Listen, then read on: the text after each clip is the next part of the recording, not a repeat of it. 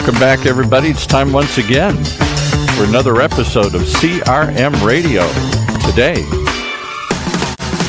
brought to you by the good folks at Goldmine and the man who is a gold mine of information about the CRM space, Paul Petersen. Hey, Paul. Hi, Paul. How are you? Okay. You like that introduction? I thought that fits. You are a gold mine of information. Well, I have a lot to say. I'm not sure how complete it is. It was one of the things I realized that I always thought of myself as a collector, but to be a collector, you have to be complete and have rare items, things like that. So everything I have is what they would call eclectic, I guess. Eclectic. It just fits together in a pattern that only you can see here. That only I understand my alphabetizing. Well, welcome. Right. I hope the weather in San Diego is doing much better. We had 3 inches of snow. Oh, my goodness. So it's a typical spring. Yeah, that's a little late, isn't it, for snow? I mean, we're doing this May 1st here. We had 3 inches. It was the most snow ever recorded this late, and now everything is just very, very wet. Good day to be a duck. Good day to be inside and talking about CRM. Today is a lead-in, so we got a little bit of a scramble. David Priemer, CEO of Cerebral Selling, joining us today. Thanks, David, for joining. Great to be with you. As we've done these podcasts, David, we started out with SLMA, the Sales Lead Management Association. And for CRM, the topic of sales continues, to come up. Not a surprise in that salespeople are often the group that uses CRM the most, but we end up talking about sales process. But looking at your notes as we were getting ready for today's call, noticed you started out as an engineer. I started out as programmers, and there's a kind of a geeky picture of you with a computer behind you. So what kind of engineering were you doing, and what caused you to, as they call it when I made the switch to the dark side? When I started my career, I was a research scientist. I did undergraduate chemistry and atmospheric science. I became a certified meteorologist, so let all of the jokes about forecast accuracy and sales start flying right now. And then I did a master's degree in chemical engineering, but I was actually mostly doing computer modeling, developing, if you can believe it, computer models of toxic contaminant movement in urban areas. And then, how did I get onto the dark side from all that? It was the turn of the dot-com boom, so in 1999, where a whole bunch of just tech companies started hiring quote-unquote smart kids out of school that could code and kind of do all these things.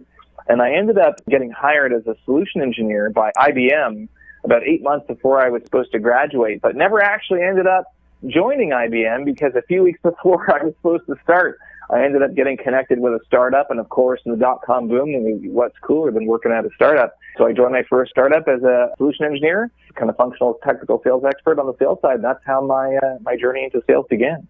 So then as a solution engineer, which is a little bit nice words for technical consultant or maybe pre-sales, explaining the technology to people. Is that accurate? That's correct. Yeah. So we would do the demos, all of the configuration. Right. It was a startup, so we did everything. We did the training, we wrote the documentation for the product. So yeah, it was a great ride. You got to observe the sales force, and you said, "Hey, the other side must be better," right? Did you actually move into a quota carrying role? I saw in your notes where you were studying the process of sales growth within companies, and at what point did you decide to go out on your own on the consulting side? For sure. Well, yeah, inadvertently, I became a kind of a quota-carrying rep. Now, as a sales engineer, solution engineer, you do carry quota, you do partner with the account executives, and you're going into deals and the whole thing. And so I was a bit of an observer, right? Like, is this what it is to be a quota-carrying rep? As I got through, I was very curious about, so what makes a really good and successful sales rep compared to the kind of the average or poor performers? And then I thought, well, maybe I could do this. But it was only at my third startup where I started building the sales organization from scratch that I kind of found myself by default in a quota-carrying role. And that was kind of the first time that I kind of got into that role and then kind of built it up from there into the quota-carrying side of the business. For many high-tech businesses, it was start with one salesperson and grow as quickly as you can. But in more traditional businesses, you find that the revenue is a little bit more flat or stable, and they have a more the sales force has a little bit more longevity, right? It's not as growth-oriented. What are some of the keys to helping those salespeople who, let's say, are the underperformers?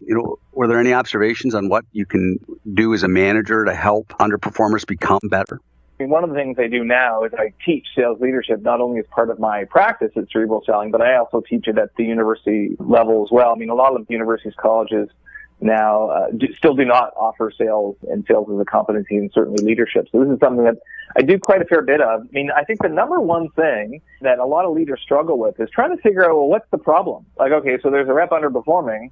How do you know what's the problem? Like, are they just saying the wrong things to the phone? Like, where does that sit? So I have a kind of a methodology that I use to help people, sales leaders, diagnose those issues. And part of it is data driven. Certainly, like in your CRM, there are lots of data and markers that can help point you towards what the issue is. Besides the data, there's just a ton of focus spent on how to coach sales reps so that, number one, they improve, but number two, like, they understand that you have their best interests in mind and are committed to that journey of improvement. So I'd say, like, coaching is the number one thing. And then, on that journey of coaching, it's trying to figure out what's the problem for that particular rep. How can we get them better? We've had a few guests over time that have talked about the changing sales world, the internet, social media, any other influences and, information and content that buyers can take advantage of before they even talk to a salesperson. And the proposition has been put forward that, you have to add more value as a salesperson. It's not just your products and features. There's more value. And I think you're also now writing a book. And one of the topics you suggested was that value is more than just ROI. One of the most pivotal books I came across in my career was Mark Hannon, Consultative Selling. And he was the first book where they actually used numbers. Here's how you calculate savings of a process. So I had these formulas and ready to go. And then I went into a client, Anheuser-Busch, and they said, well, we're a process-based company. Anything you can do that saves me time. I don't care about money. In general, they measured everything by how much time you could take out of the manufacturing cycle, or getting beer out into the field. So that was their level of ROI. What have you found in terms of helping salesmen today add value as they approach their prospects and customers? Yeah, so I'm going to approach this from a bit of a different angle. I'm not going to talk about, well, how can I add value in the sales process? And there's certainly lots of ways that you can and should do that. I'm talking about this question of, like, when people make buying decisions, like, what is the process by which that happens? And a lot of sellers are focused on ROI. If I can show them the business value and benefit in return, and maybe that's money, and maybe that's, to your point, maybe that's time, then they'll convert. And yet, despite the fact that many of us have very strong business cases for our solution, people don't buy our solution. And kind of the way I think about it is through this question. If you were to look at a customer going through a sales cycle, at the end of that sales cycle with you, they have three choices, and only three. They can either do nothing, just keep doing what they're doing. They can either buy your solution, or they can buy someone else's solution. And so the question I ask is, regardless of what they picked, right? Let's say you're an auditor, you're Deloitte, right? You were called in to confirm whether or not that customer made the right and best decision for them. Right and best, meaning the best fit product, the right price point, the right return, like all those things. And again, you don't care about the customer, you don't care about the product. What percentage of the time would you say that customer made the best decision for them? What would you say, Paul? Well, what came to mind was 30%. Perfect, because having asked this question tons of times, the most common answers typically range between 20 and 40%. And this is just unscientific. I've asked this question hundreds of times. You're saying 30%, even when they picked our product, right? The idea of, like, well, what did they buy then? If they didn't buy the best solution for them, what were they buying? And the idea is that they are buying value, and what they value can be completely different from company to company and buyer to buyer. So in your case, saving time was valuable to them. In other case, you might have the most expensive and complex solution, but you're in that Gartner Magic Quadrant and you've been around for 50 years and the customer feels really good about investing in your solution. That's what they value. Certainly ROI is a component of value, but value absolutely transcends ROI. And so as a seller, your job is to figure out what is it the customer values so that I can align my sales motion towards that. Isn't that very subjective, too? It's based on the individual buyer. So if you're dealing with 6 people, would you say they have 6 different perceptions of what is valuable to them? So now we're getting into, depends on who you're selling to, right? Is it a very shallow decision tool where there's 2 people? Is there like 6 different people at different parts of the organization? Is the real decision, and this is why sales is so hard, right? But is the real decision maker someone, a different part of the company who values something completely different than the person who's making a functional technical decision? These are all things that as we map out the customer's organization, we have to figure out. But yes, it's entirely possible that there's conflicting senses of value in the sales cycle. Absolutely.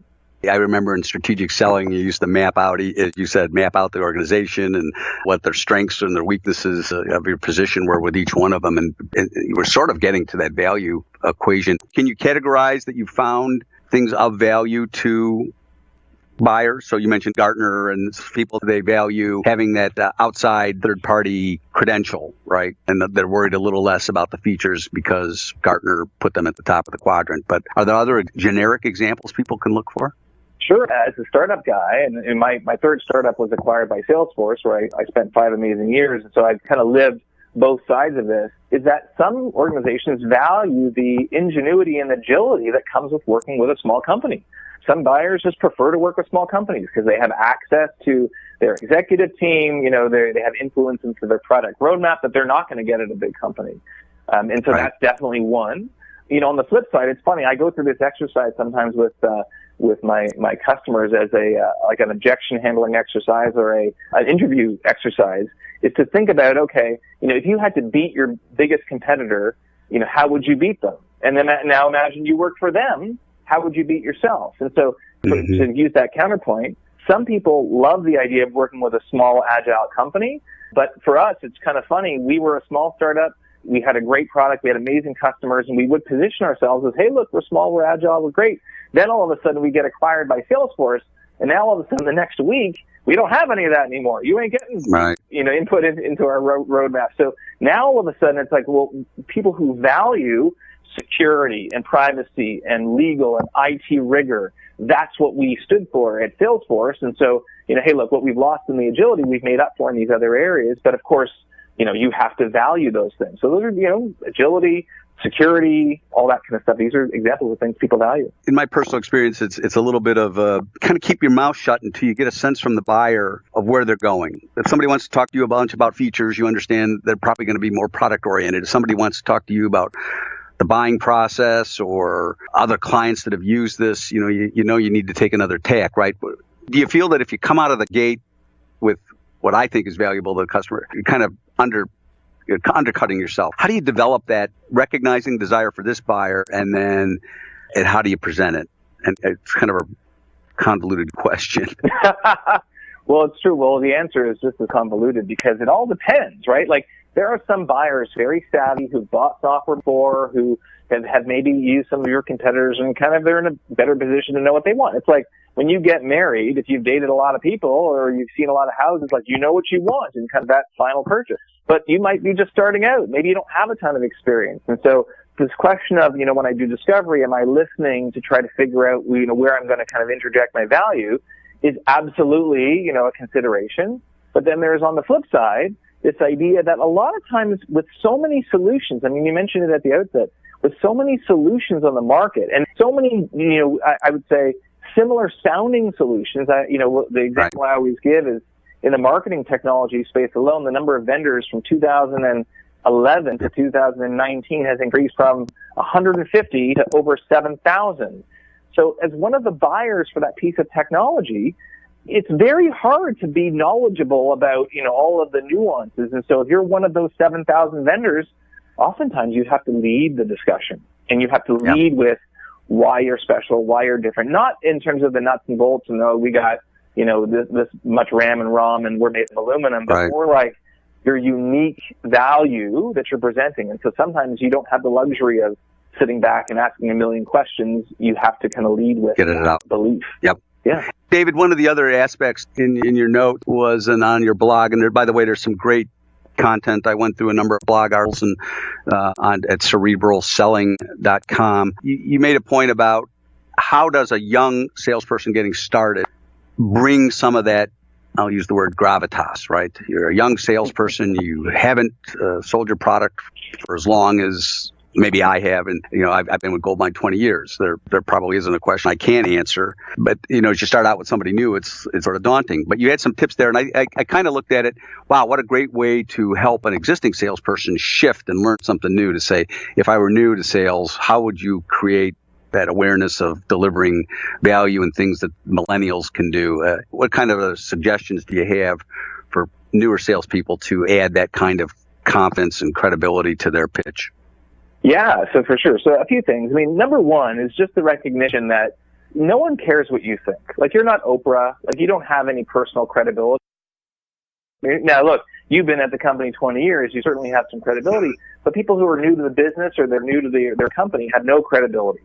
And so oftentimes they're tempted to use phrases like what I found or what I feel. And, like, no one cares.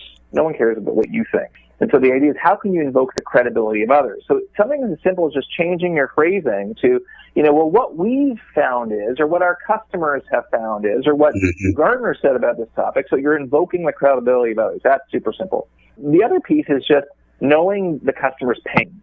It doesn't matter if you're like right out of school into your first sales job. You understand your customer and you say, hey, look, typically when I speak to clients like you, here's what I see. And they're sitting there thinking, oh my gosh, this person actually, they're nailing it, right? So really being, aligned with the challenges, at least, sometimes you may not know that exact customer, but certainly with the industry and being able to label those pains and fears and articulate them to the customer, that would be super important. Number two. And then number three, and this is a tip I would give for sellers, young and old, or experienced and the like, is this idea of conviction.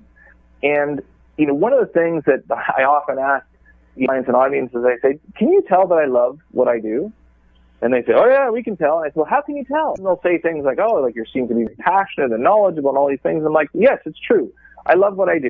So when your clients are listening to you speak about what you do you think they can tell if you believe in your product, right? If you know what you're talking about, do you have conviction?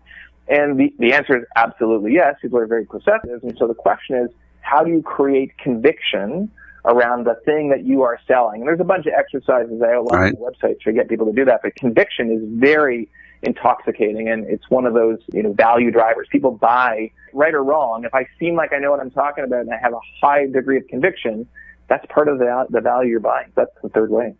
Conviction is speaking confidently about your product. I know many salespeople that are very shy about their product, and I've always suggested focus on the things we do. If the customer wants something we don't do, then yeah, you probably can't sell them or shouldn't sell them. You shouldn't spend your time there. But if you focus on the things that we do well, then you should be able to speak positively and not be worried about the landmines. I find that salespeople are often very worried about the landmines, and then they forget to talk about the things that are good, that could be exciting. So there was a gentleman, he said, the first sale is to yourself. You need to believe in what you're selling and understand it. You also mentioned in your notes that apart from conviction, that there was also a trust with the buyer. So as we get to wrapping up, are there any observations you have on building trust? Because for a salesperson, that trust is what makes it possible to go forward. It's what makes it possible to work through difficult, sometimes price negotiations or whatnot. But what are elements of trust that you've discovered in your review? Simple things like just listening. When we listen to people, something magical happens. Not only, of course, do we get a lot of information and insight because we're shutting up and we're letting them talk, but the consideration, the fact that people like to be heard is a great way of building that trust just by simply listening. And then, of course, think about a person that you might trust implicitly, like your doctor, right? When you go into your doctor's office, that doctor is allowed to ask you all sorts of intimate, detailed questions about why you're there, and you answer truthfully, right? Sure. Whereas in sales, we ask questions of our clients and prospects all the time, and sometimes they're reluctant to tell us, or at least the kind of the detailed things. And so one of the ways that's really easy in terms of building trust, I'd say easy to do, but still, harder to kind of, to develop, is like really understanding the challenges that your typical customers have. Because, oftentimes people will, let's say, for example, I'm going to the gym and I'm talking to a personal trainer. I might be there because for lots of reasons, right? Some of the reasons I may not want to disclose. Maybe my wife doesn't find me desirable anymore, and so I need, I want to get in better shape. Well, when the trainer asks me, like, why are you here? I'm not going to tell him that, right? At least not off the bat. But if he starts with some, for example, some labeling where he says, hey, look, typically when I see guys like you at the gym, it's one of a few reasons. Either they want to run a triathlon or do something really athletic in the midpoint of their life. Sometimes they're trying to get in shape for that partner of theirs. Sometimes it's because the doctor told them that, hey, if you don't get on the treadmill, you're going to, something bad's going to happen. When you start labeling some of the challenges and fears that your customers have, they immediately can see you as someone who's trustworthy because you've seen that before. Now they're going to you more things. So that's a great way of building trust. And as we close up here, you've got a book coming, and when is that due out, and what's the title? Well, so it's a bit of a secret now. I'm actually in the process of writing it. So it'll be out early 2020, but keep watching the skies. It's a book centered around modern selling from the perspective of using principles of science and empathy to really understand our customers' pains, challenges, and connect with them on a deeper level that aligns with how they buy. So that's kind of the theme. But in the meantime, I do have tons of articles and videos and content for free, completely ungated, on my website, cerebralselling.com. So if people are keen to check that out, by all means, go ahead. David, thanks very much. My pleasure. Surf's Thanks up. for having me. And surf's up out my pond.